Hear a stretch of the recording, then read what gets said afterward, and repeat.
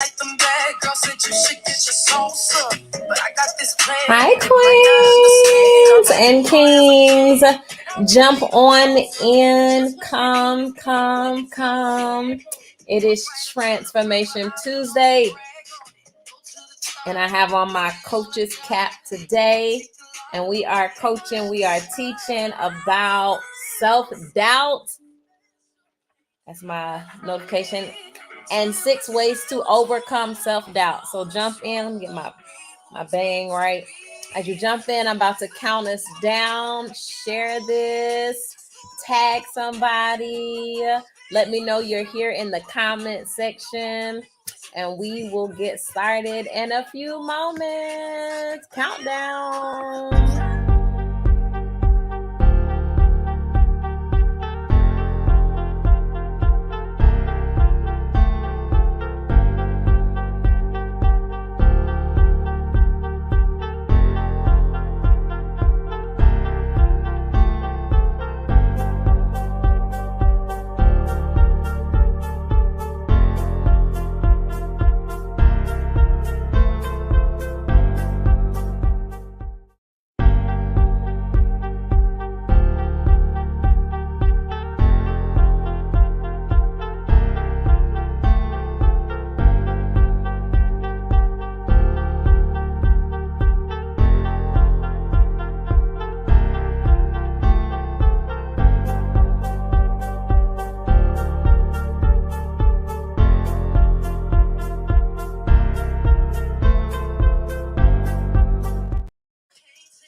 All right, family. Are you guys ready? Hey, my queens, roll call. Queen Tia is in the building over on YouTube. Hey, girl. Hey.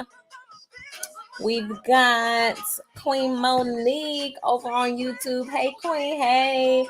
YouTube be coming in strong, and we love to see it. Make sure you guys are subscribed on the YouTube channel.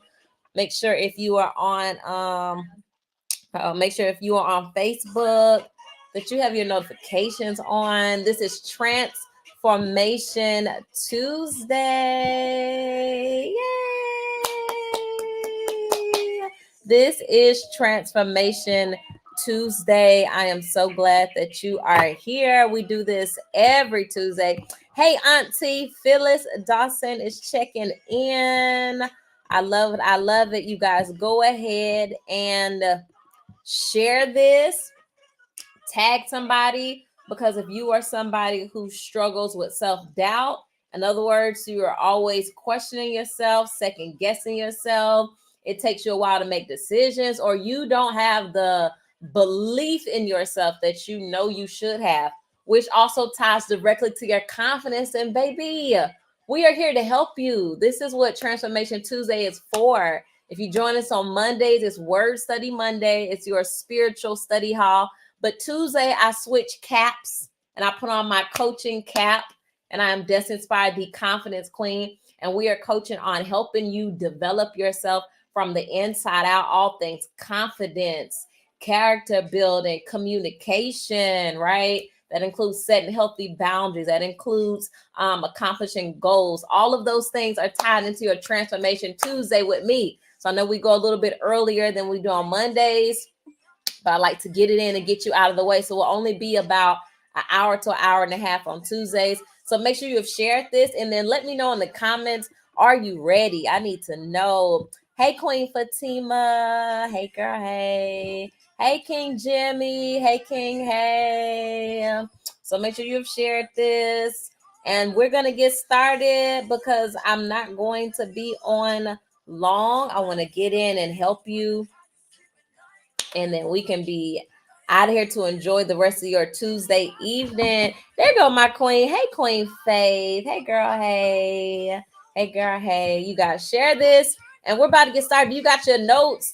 You got your Transformation Tuesday notebook. You have to get you a committed and dedicated notebook for Transformation Tuesday and Word Study Monday, because we give the game. We give the game. So we are going to get started. I am so excited. Hey, my queen Yvette, tagging the crew. I love it. Blessings, King, Pastor John Ward. Blessing to have you. Hey, Queen Love Tay. Hey, girl. Hey. You guys share this with your crew, share this with your queens, your kings. And y'all know most of everything I teach, it's not gender specific. I specifically call out queens and women because that's who I work with mostly one-on-one and in group settings. But the information that I share, it is not gender specific. It is gender neutral because we all wrestle with confidence. We all wrestle with self-esteem. We all wrestle with sometimes reaching our goals and speaking up. So it's not specific to women. I just make it specific to women because I am a woman. I've always been a woman.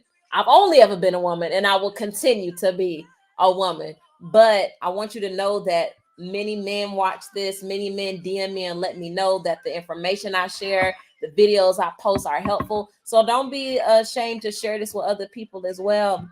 Hey, Queen Shanita. Oh, I'm saying that wrong. Okay, no, Shanita Wiley. Hey, woman of God. Hey, Mama Cole. I love you. Listen, the fish on Sunday, I'm still dreaming about it, Mama Cole. I'm gonna have to come and just when you cook again, get a special batch because the best I ever had. Best I ever had. It was good. All right, so are we ready? Are we ready? Ready? I can jump in. I can get us jumped in. Let me remove my banner at the bottom. I want to jump right in tonight, this evening, because I want to talk about 6 ways that you can overcome self-doubt. I'm going to give you these 6 ways and we are done. 6 ways to overcome self-doubt. And I can do the full screen if y'all want me to, but you won't see me. Or if you want, I'll put myself on the side for now as people jump in so y'all know I'm still with you. I want you to know that this is live. This isn't pre-recorded. This isn't some content I just pre-record and threw up here. We are live, streaming live, reporting live, coaching live. You are getting free. I need you to understand this. FREE, you're getting free, basically group coaching right now. You're getting free life coaching and confidence coaching. So if you've never had it before and you wonder what all the things you deal with, this is a group coaching session on confidence, all things confidence. And tonight specifically, I am helping you overcome the self-doubt. 6 ways to overcome self-doubt. Make sure you have your notes. Hi, Chris.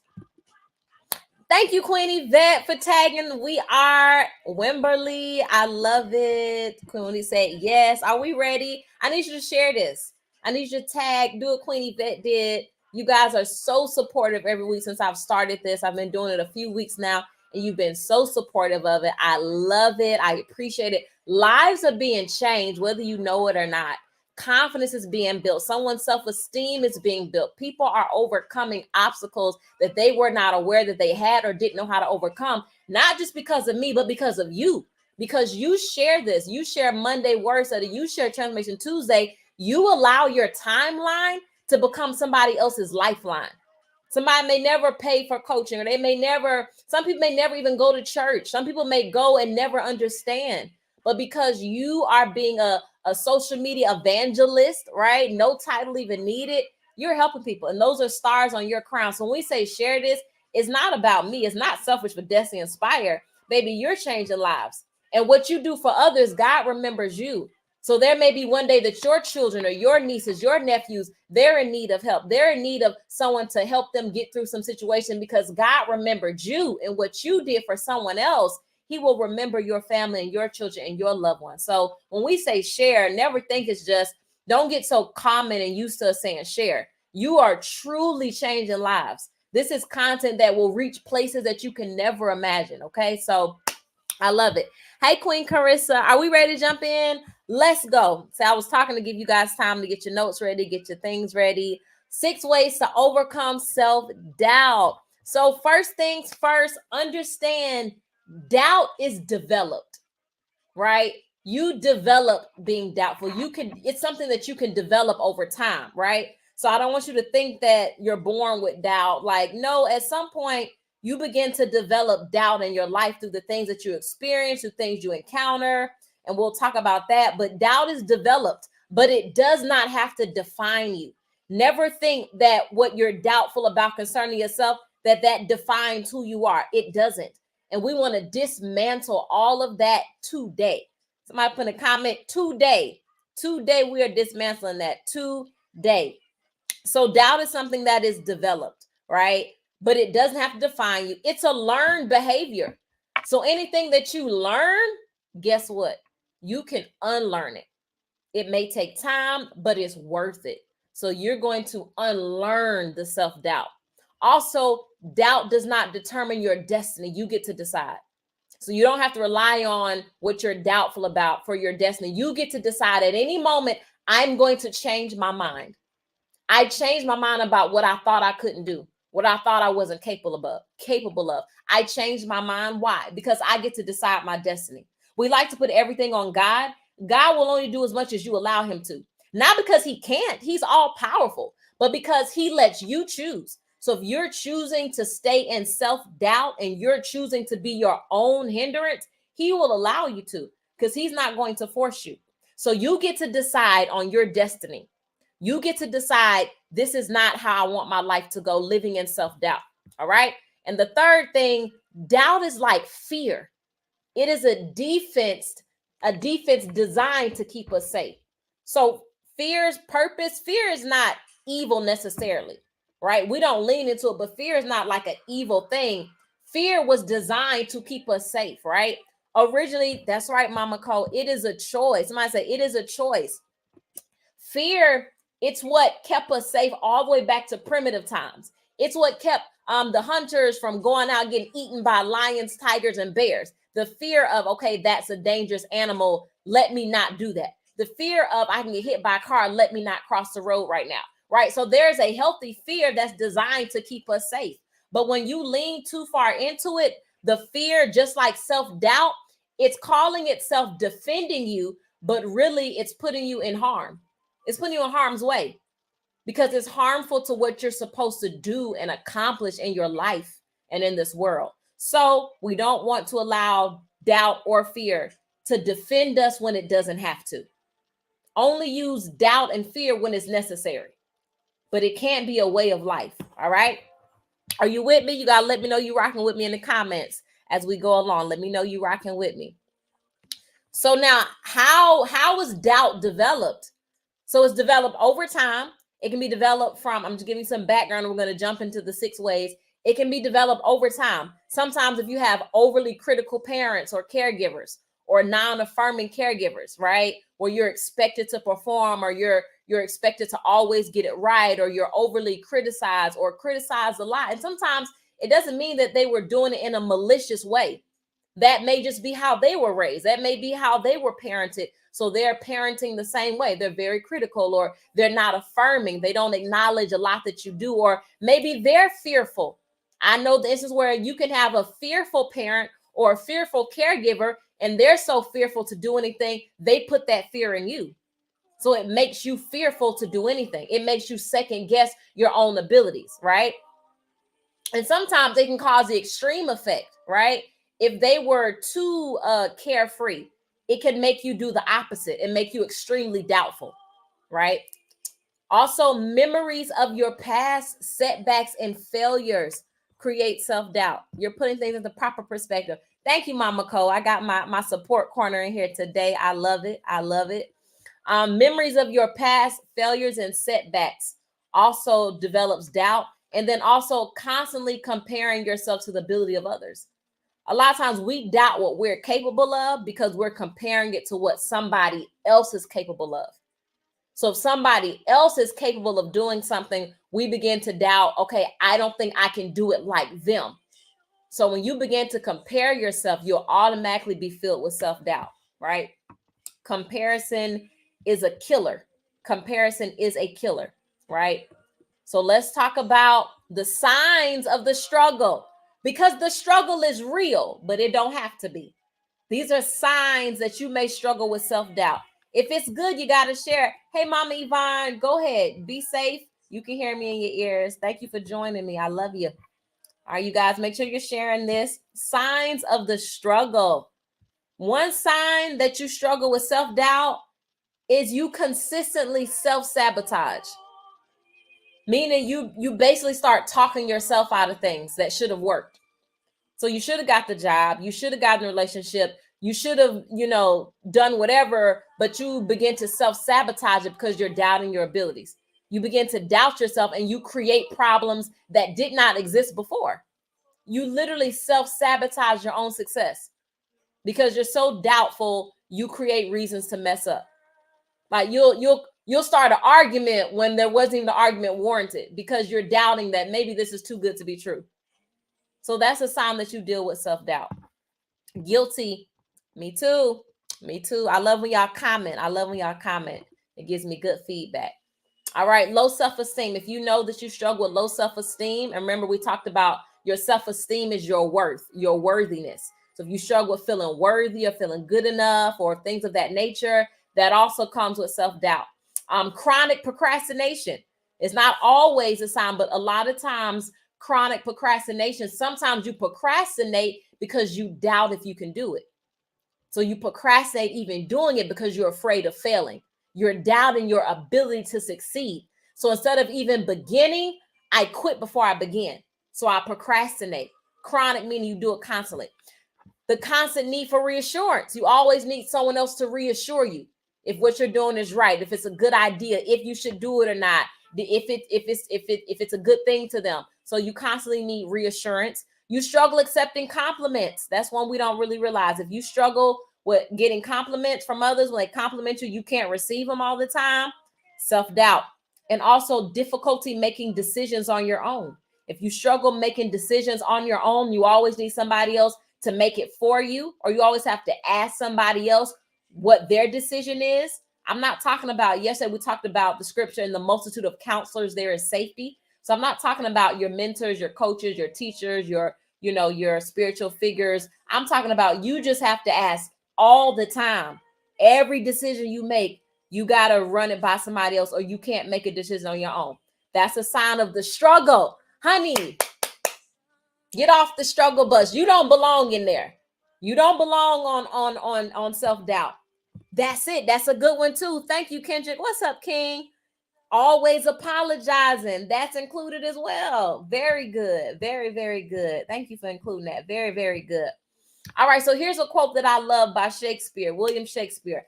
Our doubts are traitors, and make us lose the good we often might win by fearing to attempt. So your doubt is a traitor. It's turning on you. You know, you can't stand somebody who's a backstabber. He's basically saying your doubt is a backstabber, meaning what should have been yours, it basically robs you of that by making you not even try. When you overthink and you doubt yourself, you won't even try. So what should have succeeded, what you should have been good at, what you should have accomplished, you never get it because of the self-doubt. It turned on you. It made you think that it was impossible. It made you think that you couldn't do it. It made you think that you weren't good enough or you didn't have what it takes. So our doubts are traitors. You know you can't stand a backstabbing friend. You know you can't stand a traitor on your job. You know you can't stand a snitch. Well, you're doing that to yourself. You become your biggest traitor and you lose the good that you should have won. So the good that should have happened to you, it doesn't even happen because you don't even attempt it. And then you create a self-fulfilling prophecy. What is a self-fulfilling prophecy? It's speaking something into existence that wasn't going to happen before, but you speak it and then you act on it. See, I knew it wasn't going to work out. No, it was. You didn't actually show up for the job interview. See, I knew I wasn't going to get the job. You were late intentionally. You thought you weren't intentional, but you somehow became late so you could have an excuse. So if you didn't get the job, you would feel better about it. You wouldn't feel like you didn't get it because you weren't good enough. So you're a traitor. You're self-sabotaging. You're creating a self-fulfilling prophecy. See, I knew they was going to walk out on me. You treated them bad. You ignored them. You picked arguments for no reason. So you turned on yourself. It didn't have to happen like that. All of this is included in self-doubt.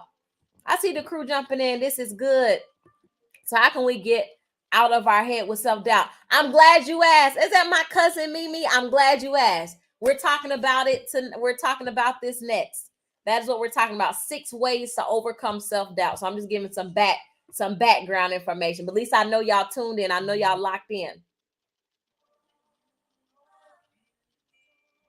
Shout out to a new strategy session. Somebody just scheduled a new session with me. What's up? All right. So you ready? First thing, the first way that you can get out of your head with self-doubt, the first way, are you taking your notes? Did you share this? We got to pause for the cause. You got to share it. I put together this nice presentation. I took my hard time and energy and sweat to create this to help somebody on here. Listen, for free. Y'all know I coach professionally. This is what I do for a living. So y'all be like, how you on social media all day? Because this is what I do for a living. I coach people and I speak, right? So I'm doing this out of my heart. And really, because God told me to. It's something he's telling me to do for a season. So for a season, I'm doing this. I don't know how long it's going to last. So y'all, at least you can do is to share it. Give me a share. Yes, I'm here, baby. Let's go. Let's go. So one, and I usually try to use mnemonic devices or a lot of consonants and assonants, meaning the letters are the same or they rhyme, because it helps with memory. It helps with retention. So most of them will start with an S. So the first one is sit in self-awareness. Sit in self-awareness. Before I can begin to even overcome self-doubt, I have to be self-aware. So I got to sit with myself and become aware of what's causing the self-doubt and become aware that I'm even doubtful. Some people don't realize it's a problem. They don't realize that they're overcome with self-doubt. So one have to sit with self-awareness. What is self-awareness? It's a conscious knowledge of one's own character, feelings, motives, and desires. It's a conscious acknowledgement, meaning I'm no longer letting my subconscious control me.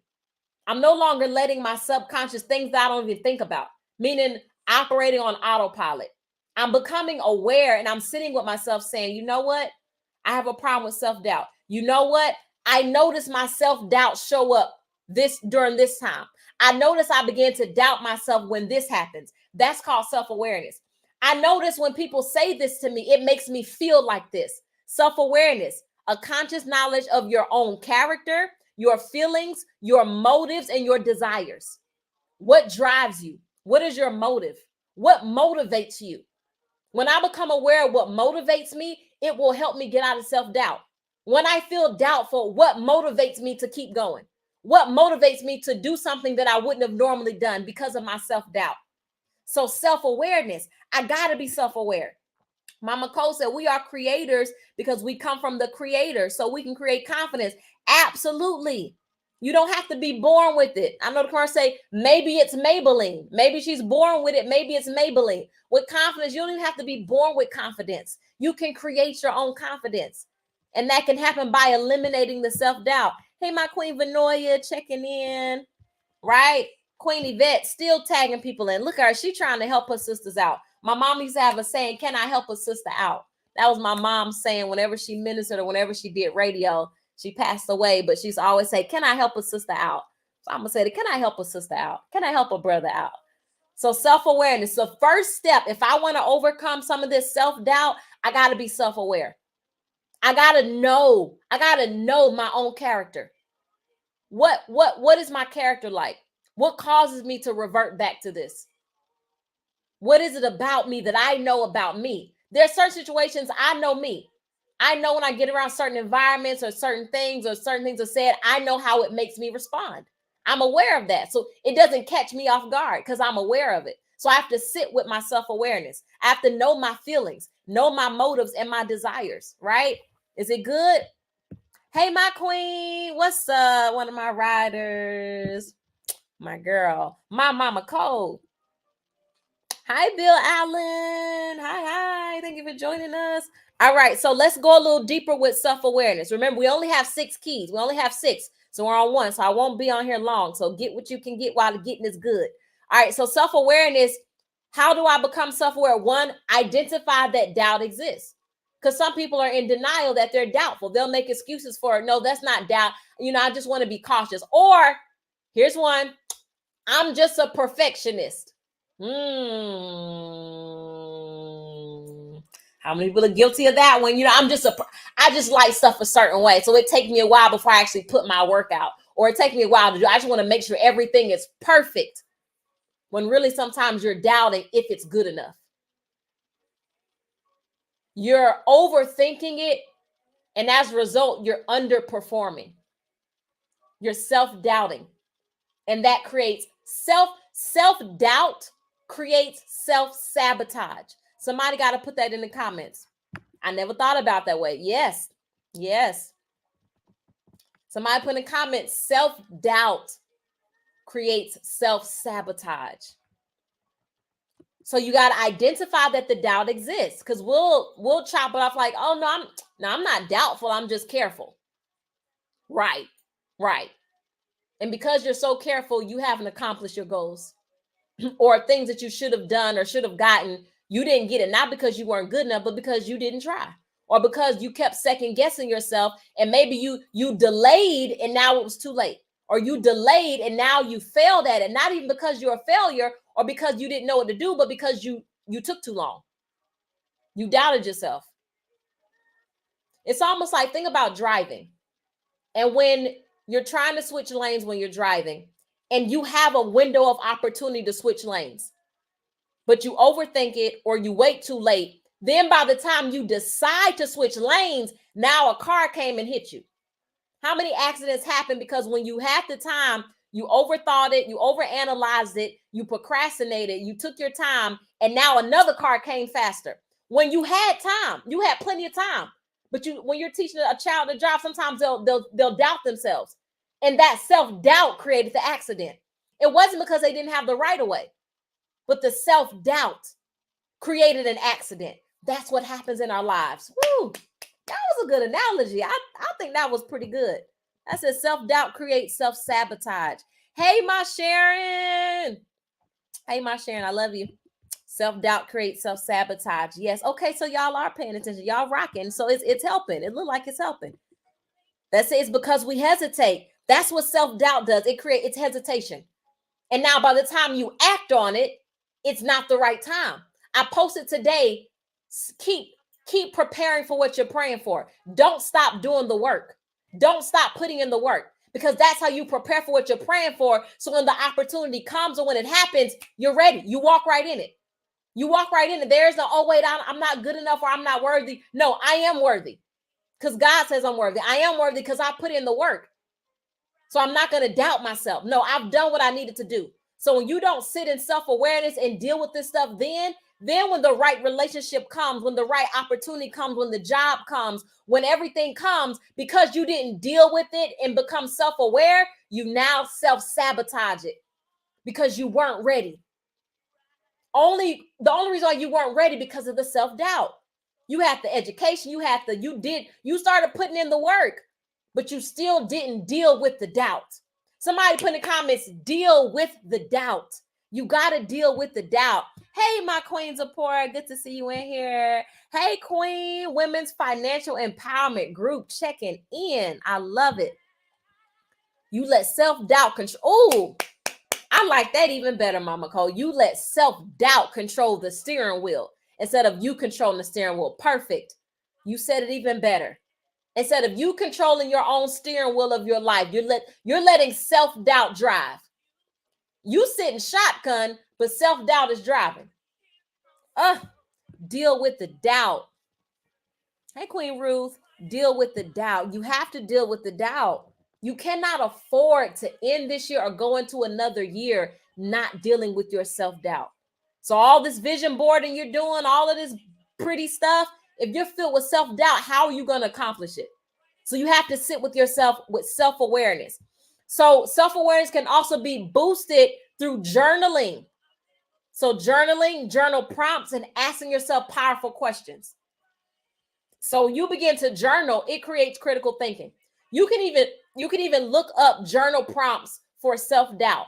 And what the prompt will do is it will ask you a powerful question that makes you sit with yourself and think about the answer.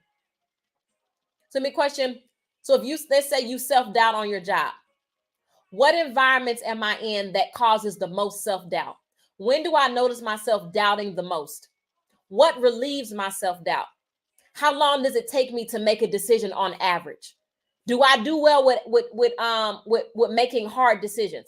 How many people do I ask before I actually make a decision? These are all powerful questions, and you can turn them into journal prompts and write them out. So when you begin to write things out, get it from your head to your hands, you begin to get clarity, right? So instead of just sitting with it all in your head, going back and forth, begin to journal, write it out. Look up journal prompts that prompt you to deal with this. So sit in self-awareness, seeking the source. So what is the source of my belief? Why do I believe I'm not good enough? Why do I believe that I gotta wait? Why do I double dutch?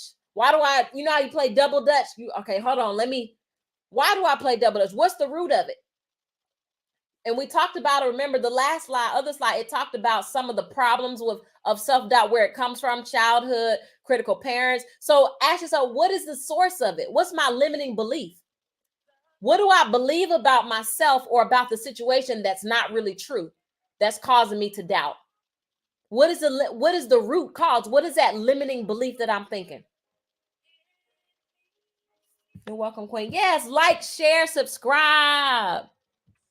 Oh, okay, friend. Friend invited friend. Okay, friend. I love it. And then y'all think I love it. Such sisterhood. I love it. So what is that limiting belief? So why do I doubt myself when I get ready to go live? Let's say you know you need to go live for your business, for your brand, for your ministry, and you're not doing it. You get ready to, but then you double dutch. You double dutch in doubt. Ooh, I like that. You're double dutching in doubt. So think about what's the limiting belief? The belief could be, whenever I go live, if I go live, people might not join. If I go live, I might not know what to say. What's the limiting belief that's creating the doubt? So that's what self-awareness does. Why do I not like talking to people? Why do I keep using the excuse that I'm an introvert? And you may be, guess what? Me too. People don't believe that because you get to see the extroverted side of me as destiny inspired. But people who know me intimately, they know I'm very much an introvert. I don't like talking. Unless we're talking about something interesting, I'll talk to people I love and I enjoy, but I'm not much of a talker. I'm not much of a texter. If you please don't call, ask yourself before you call me, ask yourself, can you text this? Right? So I'm introvert. I don't get stimulated by a lot of noise. Noises, they irk me. Like, I'm very much introvert. But guess what? I can't let that stop me from showing up and doing what I'm supposed to do and what I'm called to do. What if I let my introversion stop me from doing Transformation Tuesdays? Stop me from creating content? Stop me from being a speaker? Stop me from coaching hundreds of women at this point? Because my belief is, well, because I'm an introvert, I can't show up like that. Because that makes me nervous, I won't make a good speaker. I won't make a good coach. Right? So what's your limiting belief that now has become your excuse? Why are you stepping on toes, Coach Des? Listen, I'm listening though. I had to step on mine first because it's me. Mimi said, afraid of failures. Yep, letting people down. That's so good. Salute our queens. Whenever you guys show transparency and vulnerability, I acknowledge that. Let's salute Queen Mimi for that. It takes courage to say those things. It takes courage to get to the root of our issues. Afraid of failures. Absolutely. I was afraid of failure and success. What if I actually succeed at this and I can't handle it? Sometimes, can I be honest? Is this a safe space? Is this a safe space? Y'all tell me if it's a safe space. Y'all know anything I do, I create sacred, safe spaces specifically of sisterhood. Is this a safe space for me to share some transparency with y'all? Let me know if I can be honest. The root of it all is fear. Absolutely. Self-awareness allows self-regulation to grow. Absolutely.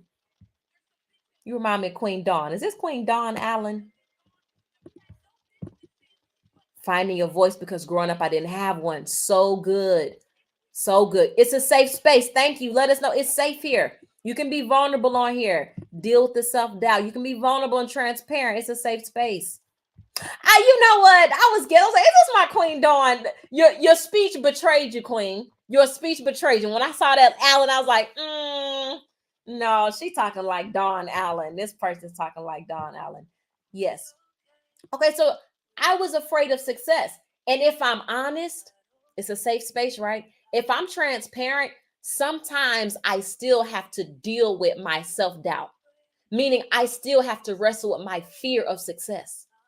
As much as I talk about it, as much as I've prepared for it, all the serving I've done, all the sewing I've done, all of the submitting I've done, all of the years of getting on calls and teaching and coaching, the years of studying, of preparing, sometimes I still have to deal with my self-doubt that tries to self-sabotage. What does that look like for me?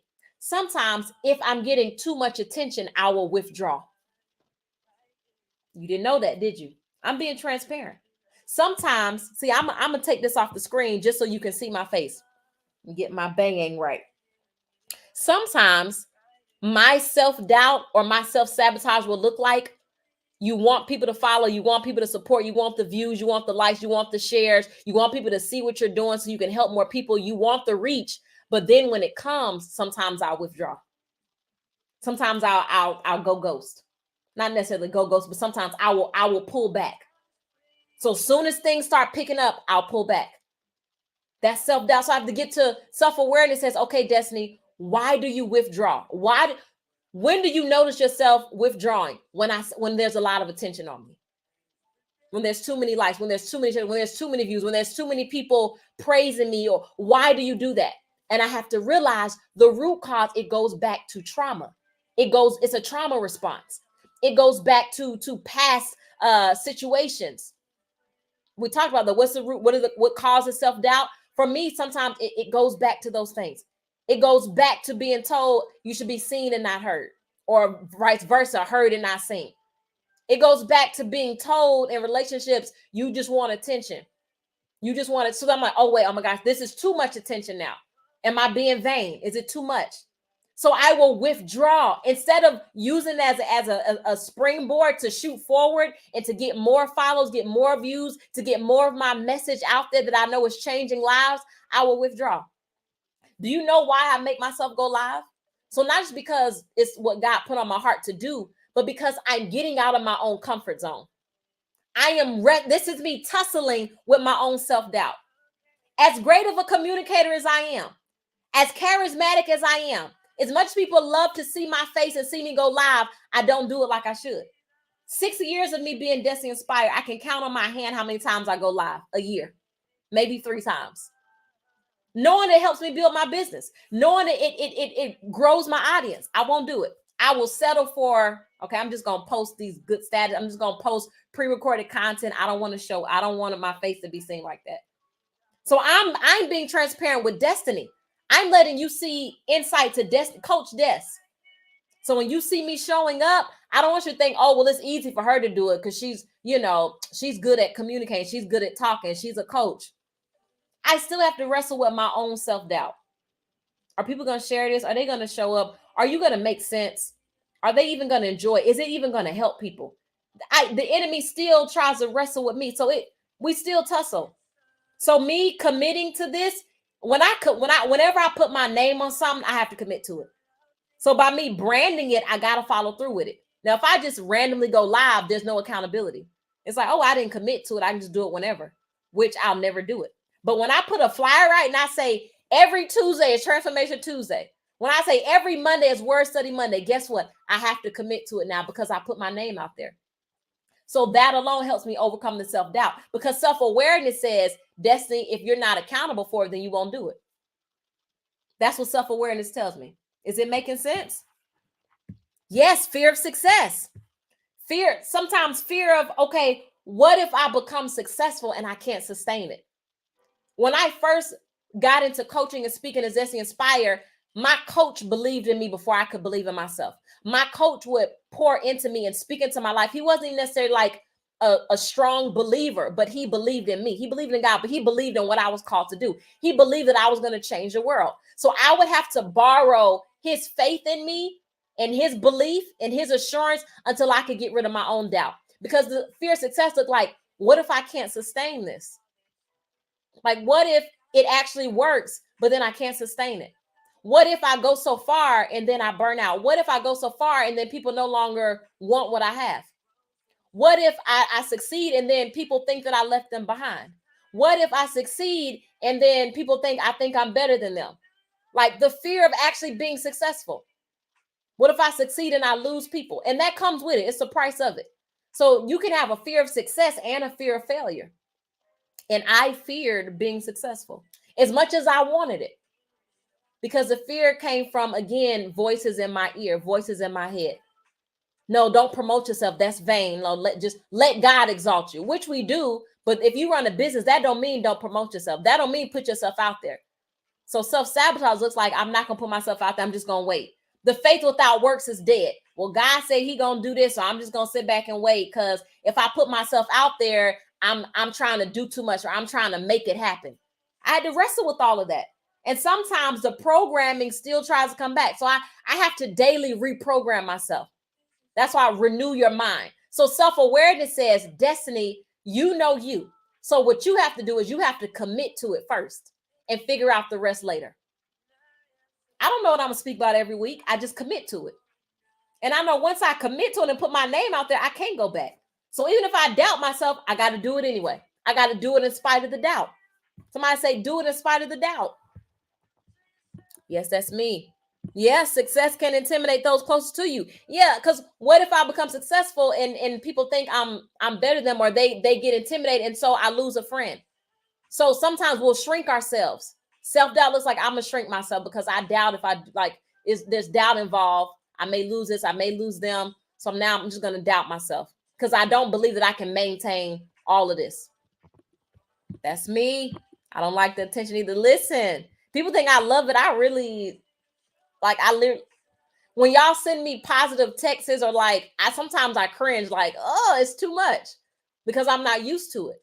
Again, I come from, you do the right thing or you do good because you're supposed to. You don't get praised for it. So to get praised for it or acknowledged is like, oh my gosh, like, what is this? So I've learned to accept it, but there's still a part of me that's like, oh, like it'll make me like a little kid, like, oh, are they complimenting me? And it's just me being transparent. Gossip outside the box. That's it. This is good. Very good. All right, we got to keep going. We got more to go. I love how y'all are engaging, though. Responsibility and commitment to others' destiny can be overwhelming. Absolutely. Withdrawn to avoid negativity and past wounds that haven't been dealt with. Yep, haven't dealt with the surface again. Yes, so good. This is resonating. Oh, I'm so glad. I love it. Hey, King Victor. Come on, give us the language for the next level. Survivor's remorse. That's it. Accountability is scary. Yes. Because if I commit to it, I'm accountable. Like, I got to follow through. What if I can't follow through? That's why having a coach is important too. That's what we do as life coaches. So when I had a coach, I didn't call him a life coach then. I didn't even know what life coach was, but he was a coach. The accountability is what helped me. And that's one of our keys that we're going to get to. But having that accountability it's the reason why you see Destiny Inspire still 6 years later, because I had accountability to help me through that process. So now I can still do it without somebody making me, but there's still a level of accountability I keep. So you hold me accountable. When I did the prayer calls at 6 a.m., when I wanted to withdraw from those, guess what? I had people call, hey, we're not doing prayer this morning. Now, we don't do it now, of course, we're transition. But before, when I thought I couldn't maintain it, once I announced it, I would say, maybe if I don't promote it, nobody will join. I would self-sabotage the calls. Because how am I going to come up with something every week? But yet, he gave me something every week. But the accountability of somebody, hey, are you doing prayer today? Hey, I didn't hear you on. So I'm like, okay, I can't not do it, because women are jumping on this line every morning. We say we have it to get a word from God, to receive prayer. So now it's bigger than you. Now you have accountability that makes you keep going. And we did the 6 a.m. prayer calls for 4 years faithfully. I can count on my hand how many times we missed one faithfully, right? I truly felt that. Yes, yes. The fear of not being accepted. Absolutely. We don't like that feeling. Nobody likes to feel rejection. Even if it comes with the package, we don't like it. Queen Yvette said that is good. Borrowing the confidence of others until you can manufacture your own. It's a real thing. It's a real thing. Sometimes when you have people in your life that you can borrow their confidence, you can borrow their belief. Y'all, I ran my business. I ran my movement off of borrowed confidence. I wasn't the confidence queen then. I was just a life coach. I didn't major in confidence. It was just general life coaching. But people didn't know I had to borrow the confidence to do it, even though I was good at it, until I could believe in myself, because I had to reprogram all the negative things that had been said to me. over the years. When you begin to move others, it definitely can cause friction. Yes, with those close to you who are not moving at the same pace. Yes, let's not got a whole marriage and divorce to prove it. I'm telling you, very good, very good. I love it. Are y'all enjoying this? Is it good? All right, so that was only number one. So 2, silence the sinister self-talk. Sinister, harmful, evil, nasty, the things that you keep telling yourself because you're reinforcing it. What you tell you will always matter more than what anybody else is telling you. You are your own inner critic. What is your inner critic telling you? When you begin to hear your inner critic coming out, you have to stop it right then and there. When I feel myself begin to doubt, girl, we're not doing this today. We're not going to do this. No, Destiny, get on live. No, Destiny, show up. No, Destiny, take the opportunity. No, Destiny. Like when I begin to hear my own self talk and say these things in my head that's sinister, I have to shut it down.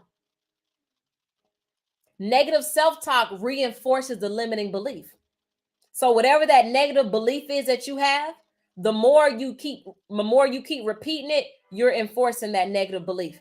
So then it becomes too hard to get rid of it.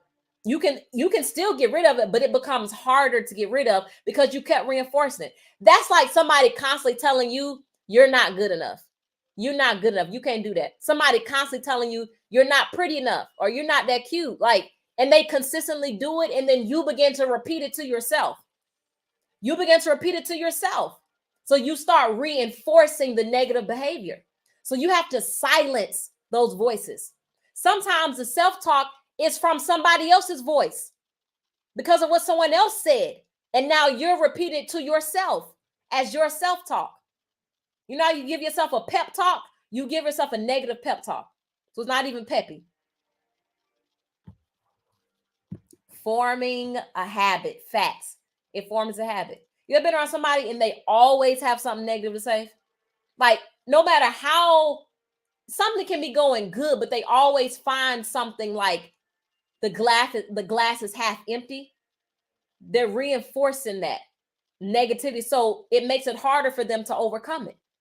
So when you begin to continuously say these things about yourself to yourself, it will continue to fill you with self-doubt.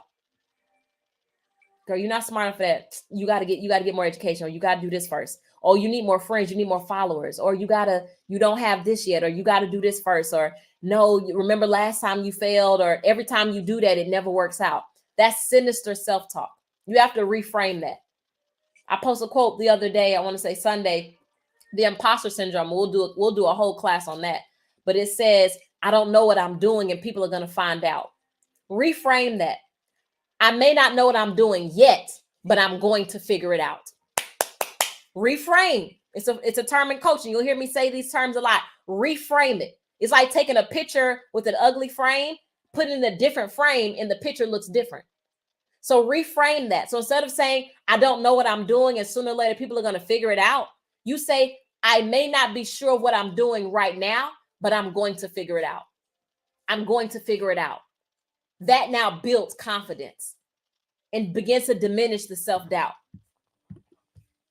We become in agreement of what others think of us. That's it. You come into a covenant with that negative thing, and you become what you behold. We become in agreement with others think of us. Yes. All right, Mama Cole, I love you. I'll see you soon. I like that, Ruth. Yes, yes, yes. All right, so let's keep it moving. That's number 2. Let's go to number 3. We're halfway through. Are you sharing? Did you share this yet? Listen, I'm giving you my good stuff. Come on now. Let me get a share. Share this with somebody. My sharing. We talking that we talk kingdom money on Monday nights. So we talking coaching money on Tuesday nights. So 3, see your previous success as proof. Many times we look for reasons to confirm the doubt. We look for reasons from the past, or we look for reasons to say, see, the reason why I knew it wasn't going to work, or I knew I probably should have waited. So we look for things to prove the doubt right. Look for past success to prove the doubt wrong. So look within yourself for examples of when you did succeed, when you did accomplish something, when you did make the right decision. Stop looking for the failure. Stop looking for reasons why it don't work, or it won't work, or it's not good enough, or you probably shouldn't do it. Look for reasons to prove that you should by looking at your track record. Look at your track record of the times that you made decisions that were good. And perspective, look at the times when you made a decision and maybe it wasn't the best decision, but you learned from it and you grew from it. Guess what? That is still a win. A win is a win. A win is a win. Maybe that wasn't the best decision to make, but as a result, I learned this, and this from it. And when I learned that, I was able to accomplish this. So see your previous success as proof. So when you begin to second guess, go through your track record. Sometimes you got to hype yourself up. But like, no, because remember, perfect example, David. When David had to go up against Goliath, he could have looked for many reasons why he should doubt himself. Boy, I can't fight no giant. He had valid reasons to not fight him. I've never fought a giant before. He's bigger than me. I'm too small. I'm not a soldier. I've never been trained. Nobody here believes in me. They don't support me. I have no backing. My brothers don't even like me. Look at all of the reasons why he could have self-doubted. Look at all the reasons why he could have doubted. He had plenty. He had more reasons to doubt than he had to believe. But the reasons that he had to believe were good enough to erase all of the reasons why he shouldn't. For one, he got a covenant with God. No, I got a covenant. He's a Philistine. He doesn't have a covenant with God. Meaning I got backing. So my family may not back me. The king might not back me. The military might not back me. But guess what? God backs me. And the Bible says if he be for you, he's more than the whole world against you. So you're self-down because, well, I don't have support. Well, my parents, my family, I don't have, okay. But who does have your back? Either literally or even spiritually, if God has your back. So find the proof. David looked at his previous success. He said, okay, I've never fought a giant before, but guess what I have done? Guess what my previous successes were? A lion, a bear with my bare hands multiple times. So that alone, there may not have been giants, but they were still bigger than me. So I can use my past success as proof to why I can do this. You need to go through your track record. You need to look at your past success. What have you accomplished already? That is your proof. All right, let's keep going. It's almost 7 and I want to be done. 4, stick with self-compassion. In other words, as opposed to self-criticism and the negative, sinister self-talk and always criticizing yourself, treat yourself the same way you would treat someone that you really love. Simple as that. If you treat yourself the way you treat other people that you love, you will begin to heal your own self. You'll begin to heal yourself because you love on everybody else. You talk highly of everybody else. You push everybody else. When they're doubtful, you encourage everybody else. Why? Because you love them. You love people. You love to see people happy. You love to see people succeed. What if you loved yourself the way you loved everybody else? Think about how you love on others. What if you gave yourself that same compassion? What if you were as gentle with yourself as you were with other people? What if you became more patient with yourself as you are patient with other people? Somebody say, I'm going to stick with self-compassion. I mean, it doesn't matter who's not compassionate towards you. I'm going to be compassionate towards myself. I'm going to be gentle with me. Destin, you've been through a lot, and not to make excuses, but you deserve to be kind to yourself. You deserve to be patient. Okay, maybe you didn't get it right this time, but it's okay. Let's try again. That's self-compassion, right? I really do love people. I need see, as much as you love people, imagine if you loved yourself with that same love. Imagine if you loved yourself the same way. So self-compassion. I'm going to stick with self-compassion. Yes.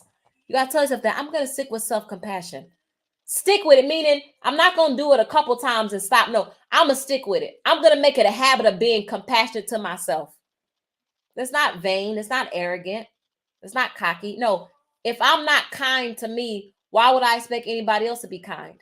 If I'm overly critical of myself, other people will be overly critical as well. All right, we moving. 2 more, we done. 5 minutes to go. Did you share this? Is it good? Is it helping? Is it helping? All right, 5. Somebody say 5. Number 5. Number 5. Somebody put 5 in the comments. 5, 5, 5. We got 1 more to go and we're done. See, that only took an hour of your night. 5. It's helping. Good. Thank you, my queen support. Good, good, good. Somebody, feel free to take screenshots of this. Whenever I'm teaching or coaching, feel free to screen record. Feel free to screenshot and post it. Tag me. I want to see that. Like, come on, I'm creating a lot of good content. I want to see you share it. I want to see people take my words, use them. I would like to get credit, but as long as it's helping people, put it out there. Screenshot, share these things. Tag me because I'm gonna reshare. I'm gonna reshare it. If you tag me in something, I'm gonna reshare it.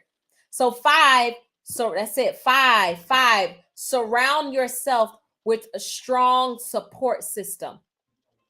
Remember how I talked about having accountability? Have a strong support system. Meaning, spend more time with people who are good for your mental health and your well-being. Stop sticking around and going around people who are not good for your mental health, who are not even good for your nervous system. We love people so much, and we want people to love us so much that we will put ourselves in harmful environments, in unsafe environments, and unnecessarily critical environments, and they're not even good for our mental health. They're not even good for our immune system. I don't care if it's family. I love you, but I have to limit you. Somebody say, I love you, but I have to limit you. Somebody put that in the comments. I love you. Amen. Listen, that's a big one. I love you, but I have to limit you because you're not good for my mental health. You remind me of my failures. And not because you're successful. Some people, they don't like being around people because their success reminds them of their failure. No, I'm talking about you literally remind me of my failures. You literally remind me of my inadequacies. You constantly remind me of my past or my failures or things I didn't do right or not being good enough. Or you just don't affirm me. And not that we seek validation, but you want to be around people who affirm you. People who are good for your mental health. Whenever I'm around you, I shouldn't be stressed every time I'm around you. My heart shouldn't be beating fast when I'm around you. I shouldn't get knots in my stomach when I'm around you because I don't know what you're about to say or what you're going to do. Or I have to always be on guard because you may say something hurtful. Destiny, I had to do this recently. I had to remove myself from a situation that I dealt with for years because I had become adapted and addicted to being treated like that because it had some good. So I love the good more than I love the bad. So I was able to overlook, but I realized every time you finish talking to this person, they so critical. You always feel bad after you get done, but you're holding on to the moments that you feel good. But at this point, they're not good. It's not good enough. Those moments of kindness, of love, it's not good enough to supersede the stress, the anxiety, the always having to defend myself. I'm tired of doing that. You know what? Just this is what I'm going to have to throw the whole relationship away. Some things you can talk about in men, but if I'm consistently sharing my heart and sharing how this bothers me or how this affects me or how this isn't, I don't like how this makes me feel, and you continue to do that, that's now my fault because I'm now not setting boundaries when you cross those boundaries. So even if I set a boundary, if I'm allowing you to keep crossing that boundary, that's now on me because you're now not good for my mental health. And I'm not doing anything about it because I'm teaching you how you can treat me. I'm letting you know it's okay to continue to do these things after I've clearly said that they make me uncomfortable. They make me feel bad. I don't like it. It makes me stressed. It gives me anxiety. It hurts my feelings. And not because I'm being sensitive, but because you're intentionally saying things that you know are going to jug at me. And I'm letting you do it. So you have to surround yourself with people who are supportive of you. It doesn't mean they don't hold you accountable. You need people that hold you accountable when you're slacking on yourself. Like, all right, didn't you say you was going to hit this goal today? Didn't you say you was going to go to the gym? Hey, didn't you say you wasn't gonna eat all that sugar? Hey, didn't you say you're gonna stay away from them donuts? Hey, didn't you say that you was gonna post about your business this week? Hey, sis, I haven't seen the post. Where to post that? So those are people, they're good for you. They're good for your mental health. They're good for your self-esteem. They're good for your overall well-being. They affirm you. They remind you when you say, I bombed that. That was so bad at that. No, you weren't. You did good. Hey, let's tweak this. But no, you did a great job. Give yourself more credit. Because now that's going to become your new inner critic in a good way. The way you had negative people infiltrating your thoughts with negative things about you, now you've got positive things. And the more they affirm you, the more that gets into your spirit. The more you start to act on it. The more you can start to believe it. So number 5 is surround yourself with supportive people. You need a tribe. You need a core tribe. So if nobody else affirms me, you do need a core tribe that will hype you up. That's why y'all see me on social media. Queen, yes, I'm going to hype you up. Now, yes, if you coaching me as a coach, I'm gonna hold you accountable. But when I'm on social media, I'm not a coach. On Transformation Tuesday, I'm a coach. But on social media, baby, I'm your cheerleader. I'm cheering you on. Yes, queen. When you post something you're proud of, girl, yes. It's the lashes for me, honey. It's the outfit for me. It's the smile for me. When you accomplish something, girl, you did that. Brag loud. Win out loud. Win loudly. Don't win softly. You had to take them L's loud, win loud. I'm a praise you loud. So you need supportive people like that. I thought you said I gotta go. I love you, but I have to limit you. That's it. I love you. I love you, but I have to limit you. Distance, that part, mom, that part. Am here. I love it. So you need to surround yourself. You got to have a strong support system. People who remind you of your greatness. People who hold you accountable and call you out when you're doubting yourself. I say, you got to call them out. Like, I have a coach who always calls me like, nah, don't talk like that. I told you about talking like that. They'll literally gather me together and snap on me. But I need it because I'll get in my own head. Because you can begin to do something for so long, and sometimes you don't feel like you're seeing the fruit of it, so you feel like it's not necessary. You may feel like, okay, I've been doing this for X amount of time, or I've been consistent, I've been diligent, and I'm not seeing the fruit from it that I think I should see. But yet you don't know you're still helping people. You're still changing lives. You're still growing. So you need people to remind you, no, don't give up. No, keep going. No, you got this. Stay diligent. Stay consistent. Don't take the shortcut. Don't take the easy way out. Don't doubt yourself. Keep going. All right, so we ready for number 6? Yes, win loud, not soft. I'm not tiptoeing in this season. Somebody need to put, I'm not tiptoeing this time. I'm not tiptoeing this time. I'm not simmering down my success because I don't want to offend nobody, because I don't want somebody to think I'm all of that. There's a friend, again, a same friend to let go, because whenever I would talk about success or something I was happy about, they would find a way to diminish it. Like, they would always find a way to make it seem not as good as it was, or compared to what they do and be like, well, see, well, you're just a coach. What I do, it involves more of this. So, if I just did that, then it would be easy. Like, they would find ways to just diminish things. And I had to really, when I went on my consecration, I began to detox. I began to see, Destiny, why are you accepting this still? Yes, you love this person, but why are you accepting this? They're literally degrading you and condescending you, and you're accepting it, knowing how it makes you feel later. And when I began to eliminate that person, my self-esteem got better, and I got pretty good self-esteem because my tribe, who I'm surrounded by, they don't talk down on me. They correct me, they acknowledge me, but they don't talk. So why are you letting this person come in and mess up your tribe?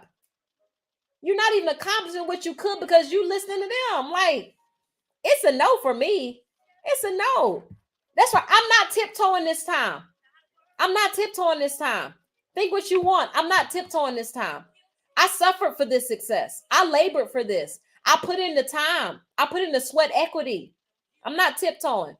And I'm not apologizing. All right, we on the last one. Somebody say number 6. Somebody say number 6. Our 6th and final one. We're only 5 minutes over. Our final one. Celebrate your success. Easy as that. We like to wait until we hit the goal or the big goal to celebrate. Celebrate your small wins. And really, the small wins are big, but I call them small because in our mind, we downplay it. So even if you call it small, celebrate what's small. Celebrate yourself. When you accomplish something, if nobody else acknowledges you, you acknowledge yourself.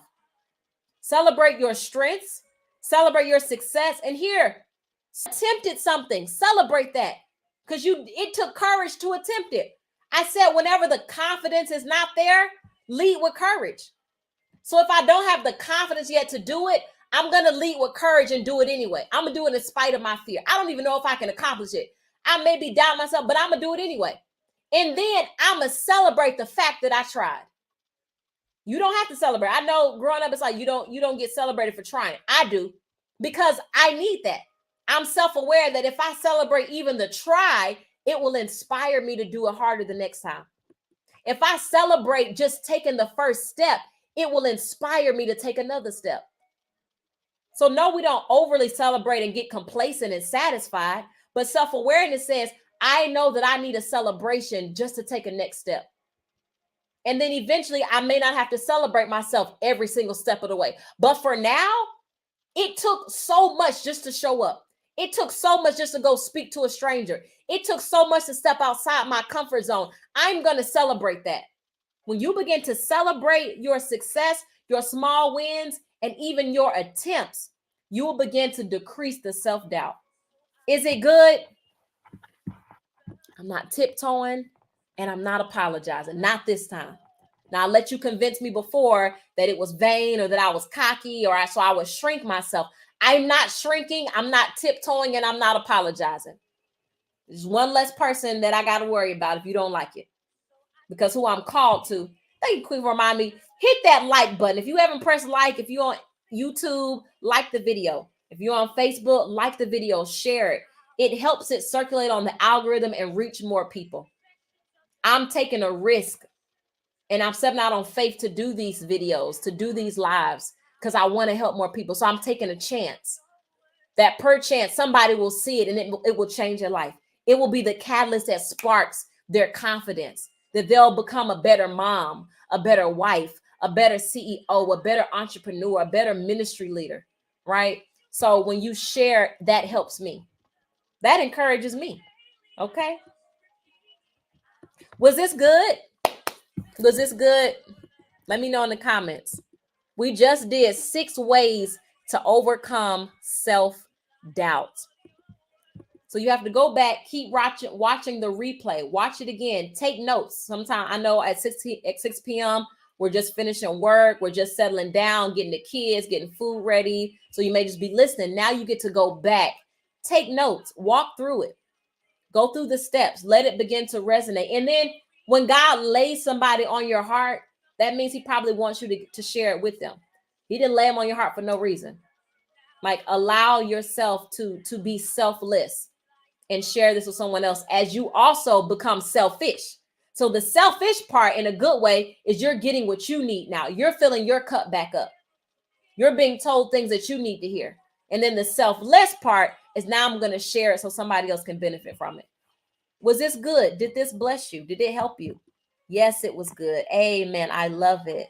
Y'all, this is what I do professionally. So y'all see me giving inspirations or pre-recorded videos from speeches, but this is what I do. I literally help entrepreneur, business women, really ambitious and goal or rather growth-driven women. I help them catapult their life.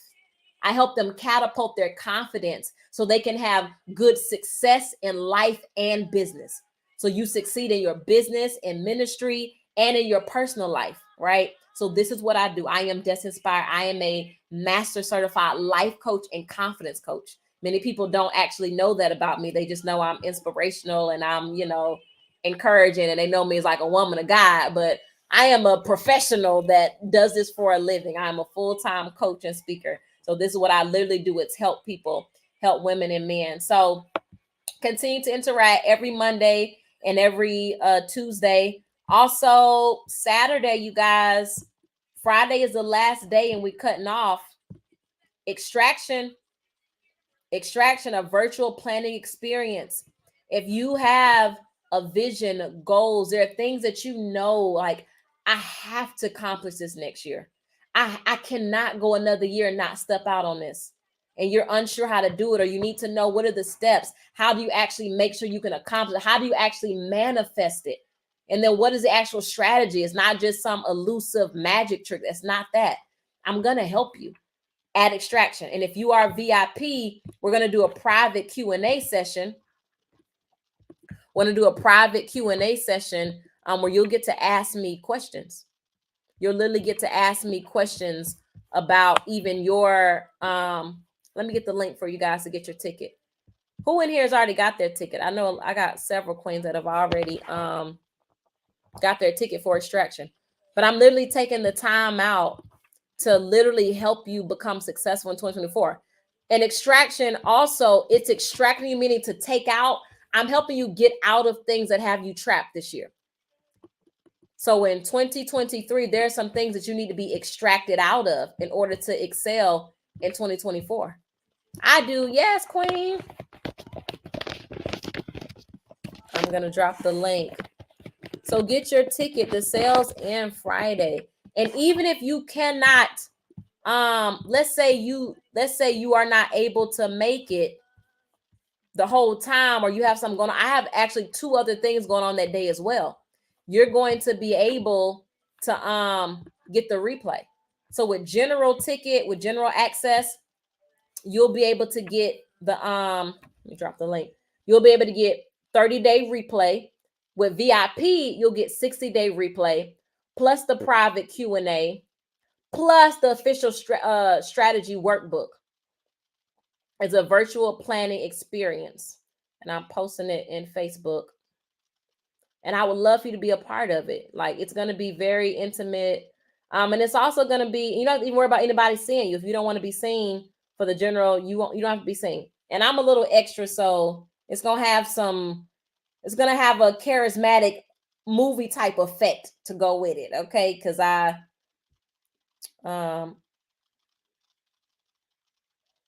hey man, I'm reading you guys text messages. I actually can see when you text me back on that line. It's my business line, but I actually can see when you text me back. So I love you guys, but I'm so grateful for you. Was this good? Did you enjoy it? This was good. Very good. Very good. This is my gift to you all. Me doing Transformation Tuesdays, it's my gift. I'm literally gifting it to you and also using my professional gift to do this. So continue to share, continue to watch the replay, get your ticket for Extraction, and we will be back for Monday. I'm pretty soon for the Queen Council. We're going to go back to incorporating an actual prayer, an actual morning prayer. So on Mondays, we just study the word, but I'm going to go back to incorporate an actual prayer, a morning that I get on and I pray with you. I'll pray over prayer requests. We'll pray over our week, our day. So I'm going to start doing that. It was amazing. Amen. I love you back. So if you're in the private Facebook group, the Queen Council Empowerment and Prayer Group, I want to know what day would you want to do prayer and what time. We used to do 6 a.m., but I don't want to do it that early anymore. I want to do it at a better time that more people can join, even if they're working, but they can listen. So let me know. I love you guys. Destiny Inspire, Transformation Tuesday, baby. We are signing out. And remember, no matter what you do, always walk with your head up, your chest out, and your crown on, and proceed. Somebody needs to screenshot this and tag me. It's a sign. Crown on and proceed like the queen you know you are. Don't let anybody steal your crown. Don't take your crown off for anybody. Walk in confidence, walk in courage, walk in character. I love you, and we'll be back next week. Bye. Share, subscribe, like. I'm going to go back and I'm going to respond to everybody who shared this video and commented. So I love you. Bye.